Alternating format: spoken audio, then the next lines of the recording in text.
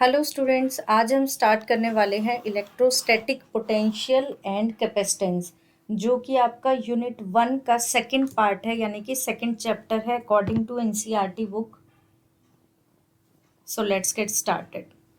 First part की video जो है मैंने अपलोड कर दी थी, जिसने नहीं देखी है वो उसे जाके देखे। कुछ क्वेश्चंस जो हैं आपके फर्स्ट चैप्टर के वो मैंने उसमें डिस्कस किए थे। तो ये देखिए, इलेक्ट्रोस्टैटिक पोटेंशियल सिंपल डेफिनेशन है, पोटेंशियल डिफरेंस, ये सब आपने यूनिट में पढ़ा ही होगा। इक्वी पोटेंशियल सरफेस, ये तो बहुत ही ज़्यादा इम्पॉर्टेंट है, इससे तो क्वेश्चन बनता ही बनता है। Equi potential surface, equi means क्या होता है? इक्वल। पोटेंशियल मीन्स जिसका पोटेंशियल क्या हो, सेम हो। यहाँ से कैसे क्वेश्चंस आते हैं वो भी हम डिस्कस करेंगे प्रीवियस ईयर में। एक यहाँ से न्यूमेरिकल होता है आपका, आपको वर्क डन निकालना या फिर टोटल पोटेंशियल एनर्जी कैलकुलेट करनी। नेक्स्ट है आपके पास electric potential energy of dipole in a uniform electric field, जो कि मैंने आपको कल ही बताया था जो प्रीवियस वीडियो थी उसमें, कि स्टेबल अनस्टेबल की कंडीशंस आपको यहाँ से करनी है। कंडक्टर इंसुलेटर, ये सिंपली आपको पढ़ना है, प्रॉपर्टीज ऑफ कंडक्टर क्या होता है। Then you have to know about conductor, और डाइलेक्ट्रिक के बारे में पता होना चाहिए आपको। कैपेसिटर, कैपेसिटर एंड कैपेसिटेंस, ये आपके पास एक नया टॉपिक है। कैपेसिटेंस क्या होता है? Capacity to store charge, Q divided by V। Series में क्या कैपेसिटेंस होती है, पैरेलल में क्या होती है, और उसके बाद पैरेलल प्लेट की ये वाली डेरिवेशन। अब ये आपके सिलेबस में जो है डेरिवेशन नहीं है, सिर्फ क्वालिटेटिव पार्ट है 2022 एंड 23 के अकॉर्डिंग, तो सिर्फ आपको ये पढ़ना है। उसके बाद जो है इसके स्पेशल केसेस हैं कि जब आपके पास इसमें डाइलेक्ट्रिक प्लेस करोगे तब कैसी होती। ये तो कंप्लीट है आपके पास, ये वाली डेरिवेशन तो कंप्लीट है, सॉरी ये वाली डेरिवेशन जो है कंप्लीट है आपके पास। जो एनर्जी वाली डेरिवेशन थी वो आपके पास ओनली क्वालिटेटिव है, ठीक है। ये डेरिवेशन आपके पास कंप्लीट है। उसके बाद जब आप कैपेसिटर की प्लेट्स के अंदर कंडक्टर को प्लेस करते हो, देन ये है आपके पास। उसके बाद जो है डाइलेक्ट्रिक को प्लेस करते हो, तब ये है। तो ये दोनों डेरिवेशंस और हैं जो कि इसी से निकलती हैं। लेकिन अब की बार 1 मार्क के क्वेश्चन आ रहे हैं, एमसीक्यूज आ रहे हैं, तो उनमें ये पूछ सकते हैं कि अगर आपके पास कैपेसिटर की प्लेट्स हैं, कैपेसिटर की प्लेट्स में जैसे ही आप कंडक्टर को प्लेस करते हो या डाइलेक्ट्रिक को प्लेस करते हो, then your capacitance will increase और डिक्रीज। आप कैपेसिटेंस को जो है डायरेक्ट लिख दोगे, कैपेसिटेंस क्या होगी? इंक्रीज होगी। ये आपके पास क्या है? डायरेक्ट आंसर आएगा इसका कि कैपेसिटेंस इंक्रीज होगी। तो ये क्वेश्चन इसमें से बनते हैं। ये है जो, ये आपके पास डेरिवेशन नहीं है, नो डेरिवेशन, ओनली फॉर्मूला आपको याद करना, ठीक है। So let us discuss previous year questions जो यहाँ से आए हैं।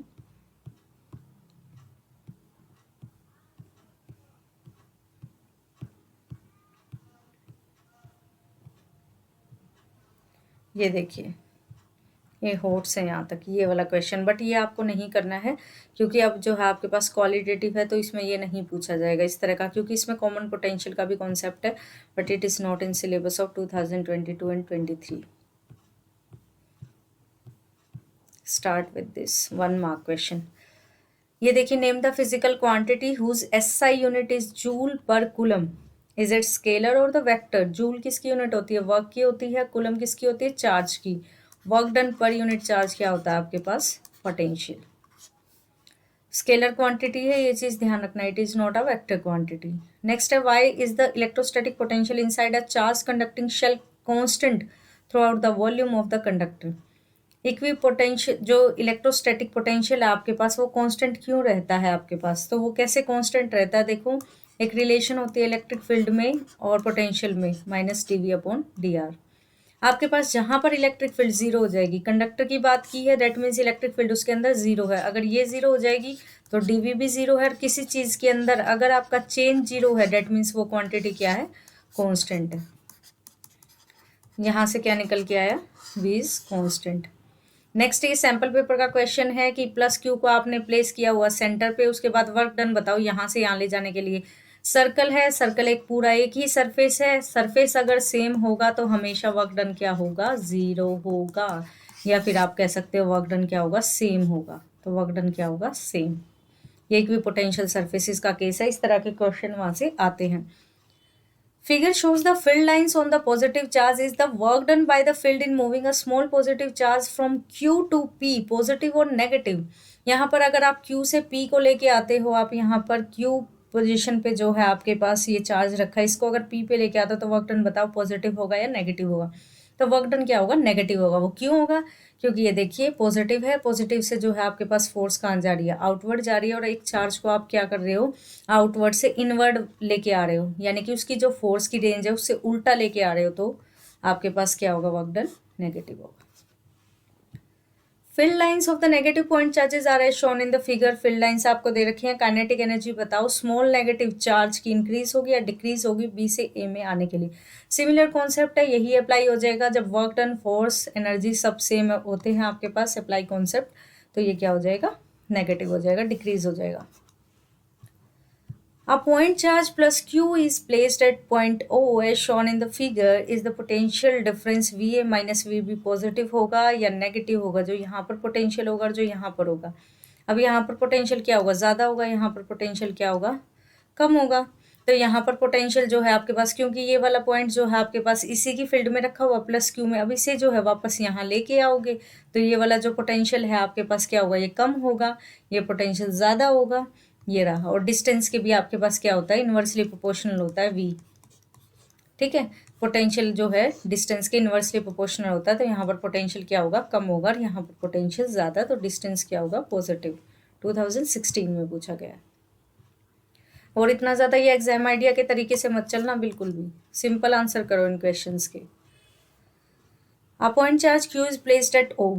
एक पॉइंट चार्ज आपने O पे रखा है, as shown in the figure. Is the potential at point A, जो इस पे पोटेंशियल होगा और जो पोटेंशियल यहाँ पर होगा वो कैसा होगा? अगर Q पॉजिटिव है, अगर Q नेगेटिव है तब कैसा होगा? तो आपके पास अगर Q पॉजिटिव है, Q यहाँ पर रखा गया है, ठीक है, अगर ये वाला चार्ज पॉजिटिव है तो वही सिमिलर वाला कॉन्सेप्ट है, अभी बताया था मैंने। यहाँ पर पोटेंशियल क्या होगा? ज़्यादा होगा, यहाँ पर कम होगा, वही सिमिलर इससे पहले वाला question.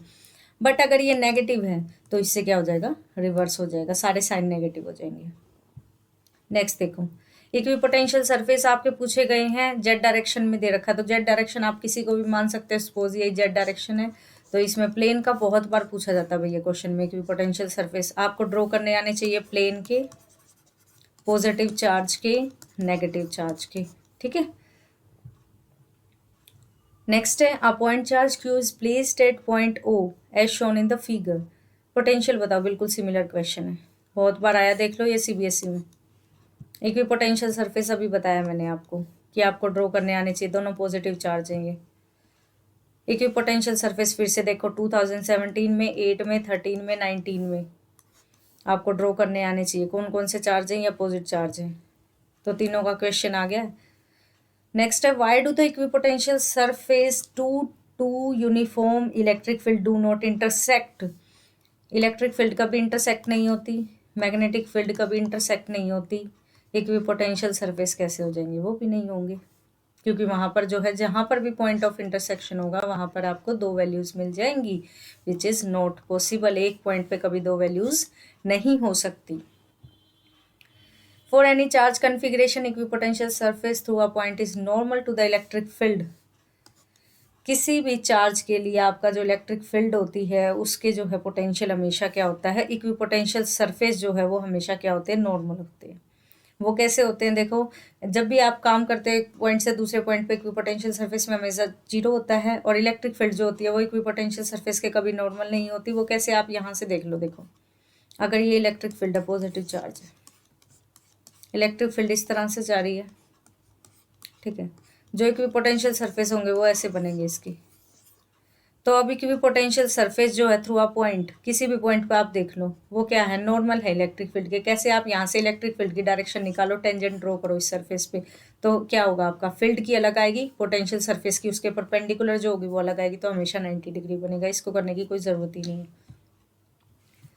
Y is the potential inside a hollow spherical charge conductor constant? बिल्कुल सेम, इक्विपोटेंशियल सरफेस बन जाता है ये, ठीक है। कंडक्टर है, वहाँ पर V कॉन्स्टेंट होगा, आपके पास कैसे? इलेक्ट्रिक फील्ड जीरो होगी तो V ऑटोमेटिकली कॉन्स्टेंट हो जाएगा, no work will be done. Equipotential surface कैसे बहुत क्वेश्चन पूछे जाते हैं। A hollow metal sphere of radius 5 centimetre is charge such that the potential on the surface is 10 volt. What is the potential at the centre of sphere, sphere के centre पे कितना potential होगा, centre तो similar ही होता है। अगर यहाँ पर एक एंड पे 10 है तो अभी बताया था मैंने आपको कि स्फेयर जो है वो क्या हो जाएगा, पूरा कंडक्टर हो जाएगा, मेटल का स्फेयर है, होलो है, तो पूरा एक ही सरफेस बनेगा, एक भी पोटेंशियल तो सेम ही होगा, दूसरे पे भी 10। A charge q is moved from a point A above a dipole of dipole moment P to a point B below the dipole in the equatorial plane without acceleration। बिना acceleration के आपने एक point से दूसरे point पे लेके गए हो, find the work done. Work done obviously zero होगा आपके पास, फिर से इक्विपोटेंशियल सरफेस बन जाएगा। ये देखो ऐसे क्वेश्चन जहाँ भी वर्क डन पूछा जाए ना और पोटेंशियल से रिलेटेड, 99% आंसर क्या होगा, इक्विपोटेंशियल सरफेस का केस होगा, पोटेंशियल सेम होगा और आपके पास क्या होगा, पोटेंशियल जो है दोनों पॉइंट पे सेम, वर्क डन क्या हो जाएगा, जीरो। ये आंसर होगा इसका।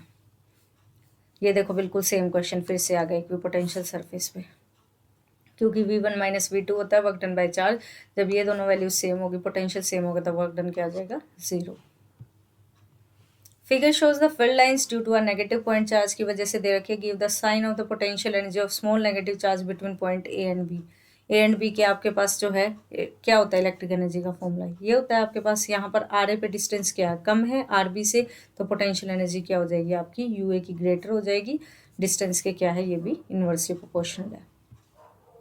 नेक्स्ट देखो, अमाउंट ऑफ वर्क डन फिर से सेम पूछा गया, आपके पास क्या होगा, जीरो। देख लो इक्वी पोटेंशियल सरफेस ही आया हुआ और कुछ नहीं आ रहा है इसमें 1 मार्क के क्वेश्चंस में। स्मॉल नेगेटिव चार्ज फिर से देख लो, क्यू से पी। उसके बाद ये क्वेश्चन आपको नहीं करने हैं, सैम्पल पेपर्स के क्वेश्चन। नेक्स्ट देखो, 3 पॉइंट्स दे रखे हैं A B C, line the uniform electric field. Potential difference बताओ ए एंड सी के बीच में कितना है। यहाँ पर अब जीरो मत कर देना, ये कोई सरफेस नहीं है यहाँ पे, ठीक है। तो अब बताओ मुझे कितना होगा, ए पे और सी पे पूछा है। अब आप ये देखो, जो ये लाइन है आपके पास बी वाली और सी वाली, ये तो आपके पास अगर एक्स एक्सिस है या वाई एक्सिस है, ऐसे होती है आपकी, ये एक्स एक्सिस है, ये वाई एक्सिस है, ठीक है। अब ये वाली जो एक्सिस है पूरी, ये ए की लाइन पे, तो इस पे और इस पे तो पोटेंशियल हो गया सेम। बट जो ये वाला पोटेंशियल है, ये वाला पोटेंशियल तो सेम नहीं होगा, क्योंकि ये तो एक ही लाइन पे हो गए, ठीक है समझ में आया, बट ये तो नहीं है। तो इसका कैसे निकालोगे, इसका निकालने के लिए आप क्या करोगे, सीधा यहाँ पर टीजीटी लगा दो या फिर ट्रिग्नोमेट्री लगा के डायरेक्ट आप इलेक्ट्रिक फील्ड को मल्टीप्लाई कर दो, ABC, सिंपल मैथ। नेक्स्ट देखो, टू यूनिफॉर्मली लार्ज पैरेलल, आजकल ऐसे क्वेश्चंस नहीं आते, बट इक्विपोटेंशियल सरफेस बनाना पूछा इसमें बीच में, तो प्लस क्यू और माइनस क्यू जो है दो प्लेट्स आपकी दे रखी थी। इक्विपोटेंशियल सरफेस क्या होगा, जिसपे पोटेंशियल जीरो होगा, वो इतने डिस्टेंस पे होगा, क्योंकि दोनों क्या है, सेम है। ये आप स्फेरिकल उससे निकाल सकते हो कि E directly proportional r square के इन्वर्सली, सॉरी, और V जो है इन्वर्सली प्रोपोर्शनल आर के। आपके पास जो है V जो है आर के साथ में कम घटेगी, आर की वैल्यू अगर देखो आपके पास 2 है आर की वैल्यू, तो ये वाली वैल्यू जो है कम डिक्रीज होगी इसमें, लेकिन आर की वैल्यू 2 है तो 4 टाइम्स, तो इलेक्ट्रिक फील्ड की वैल्यू ज़्यादा डिक्रीज होगी, ठीक है। ये बहुत बार पूछा जाता है वैसे क्वेश्चन। इलेक्ट्रोस्टैटिक शील्डिंग अब नहीं है आपके सिलेबस में। इक्विपोटेंशियल सरफेस ये अभी बताए थे मैंने आपको, ड्रॉ करने आने चाहिए ज़रूर, पेपर में बहुत बार पूछे गए। इसका स्क्रीनशॉट ले लीजिए, ये वाला क्वेश्चन मोस्ट इम्पॉर्टेंट है।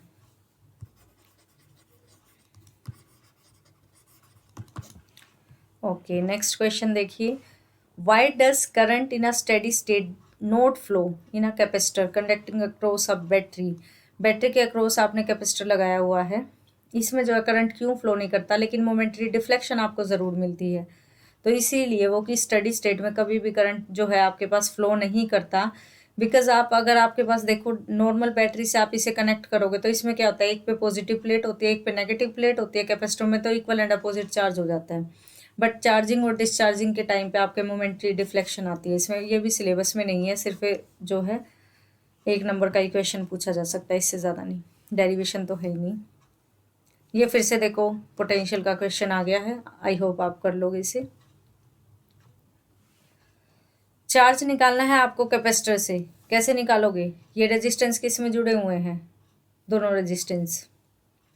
जब भी कैपेसिटर का क्वेश्चन आए ना, पहले कैपेसिटर को ही हटा दो, कैपेसिटर को हटा दो, नेट रेजिस्टेंस देख लो इसमें कितना है। कैपेसिटर को यहाँ से हटा दिया आपने, ये हटा दिया, कैपेसिटर वाले क्वेश्चन में कैपेसिटर को ही हटा दो, रिमूव कर दिया, कैपेसिटर हट गया। कितना आया रेजिस्टेंस, 30 आया। अब रेजिस्टेंस से करंट निकालो, V/R करके करंट आ गया। फिर आप निकाल लो इसमें करंट निकालने के बाद कि टोटल पोटेंशियल डिफरेंस कितना है, दोनों में क्या होगा। सीरीज में क्या होता है, अलग अलग होता है, डिफरेंट होता है। इसमें निकाल लो पहले वाले में कितना है, इसमें कितना है, निकाल लिया पोटेंशियल डिफरेंस। उसके बाद आपको क्या निकालना था, चार्ज। चार्ज निकालने के लिए सी आपको पता ही है, फिर निकाल लो, फिर इसको जोड़ दो। ऐसे करते हैं ये वाला क्वेश्चन। नेक्स्ट वाला क्वेश्चन है की को बंद कर दो, सिमिलर है ये भी। ये देखो, जिससे ना हो वो कमेंट सेक्शन में पूछ लेना। नेक्स्ट क्वेश्चन भी देखो, ये देखो, ये वाला क्वेश्चन जो है क्वालिटेटिव है, आपकी बार आपके सिलेबस में क्वांटिटेटिव नहीं है, तो फॉर्मूले से ऐसा क्वेश्चन आ सकता है। हालांकि 2011 में आया, बट स्टिल आ सकता है ऐसा। ये देखिए वही क्वेश्चन, ये वाला क्वेश्चन तो ऐसा हो ही नहीं सकता। रेजिस्टेंस के केस में, कैपेसिटेंस के केस में ये क्वेश्चन तो बनते ही बनते हैं। तो जहाँ भी 4 या 5 बन जाए ना आपके पास, ऐसे लगे हुए मिल जाए आपको सीरीज पैरेलल में, हमेशा क्या मान लो, व्हीटस्टोन ब्रिज ही बनेगा। वो कैसे बनेगा सेकेंड यूनिट में बताएंगे। व्हीटस्टोन ब्रिज का प्रिंसिपल क्या होता है, P/Q is equals to R/S। यानी कि आपके पास यहाँ पर अगर मैं इस पॉइंट को A मान लेती हूँ, इस पॉइंट को B मान लेती हूँ, इस पॉइंट को C मान लेती हूँ, इस पॉइंट को जो है आपके पास D मान लेती हूँ, ठीक है। और कोई पॉइंट भी रहा क्या, A B B C C D, ठीक है। अब इसको इस तरह से कनेक्ट करो। A के B के बीच में क्या है, एक और रेजिस्टेंस है, वो ये जोड़ रखा, कैपेसिटेंस है। B और C के बीच में क्या है, एक आपके पास और रेजिस्टेंस जुड़ा हुआ है, बी और सी के बीच में भी जुड़ा हुआ है। तो ये रेजिस्टेंस यहाँ पर नाम जो है इसने अलग तरीके से दिया, आपने अलग दिए। इसने ABXY लिया है, XY ले लो, ठीक है। अब जोड़ो, AB के बीच में क्या है, एक कैपेसिटेंस जुड़ा हुआ है। B और X के बीच में क्या जुड़ा हुआ है, एक कैपेसिटेंस जुड़ा हुआ है। X और Y के बीच में क्या है आपके पास, X और Y से पहले देख लो, B और Y के बीच में क्या है, एक कैपेसिटेंस जुड़ा हुआ है। उसके बाद आप एक और चले जाओ, यहाँ पे एक्स और ए के बीच में क्या है, एक कैपेसिटेंस जुड़ा हुआ है। इस तरह से चारों कैपेसिटेंस जुड़ के ये वाला हो गया मिडल वाला।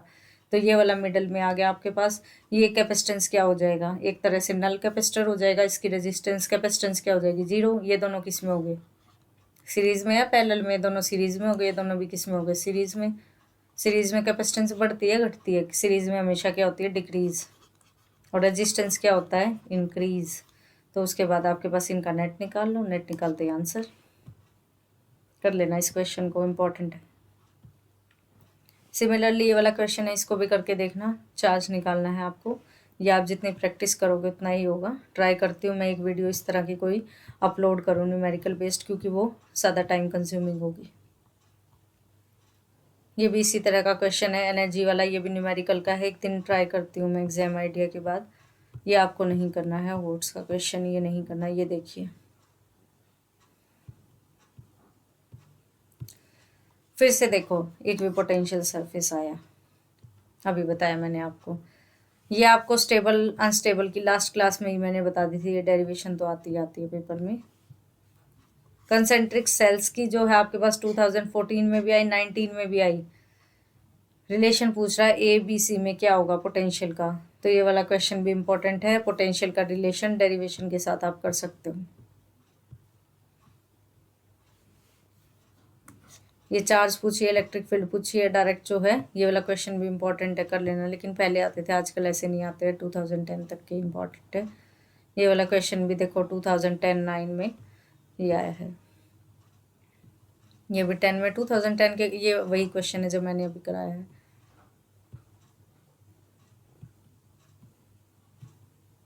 ये भी आप स्क्रीनशॉट ले लीजिए इनके।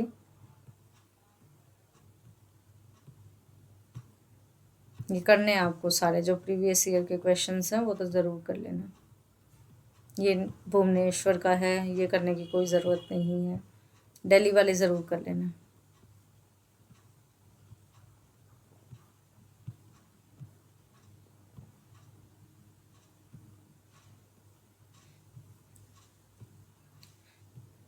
ये वाला भी।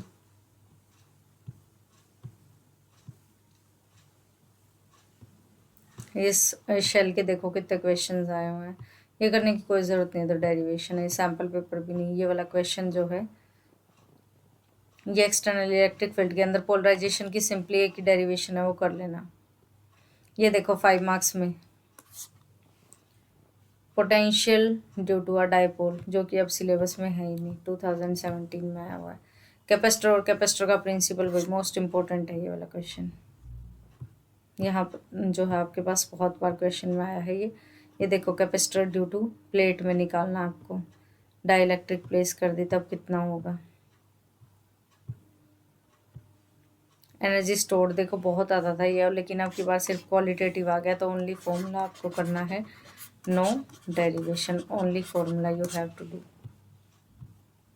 ये नहीं करना है, ये नहीं करना है, ये सब कुछ नहीं करना आपको।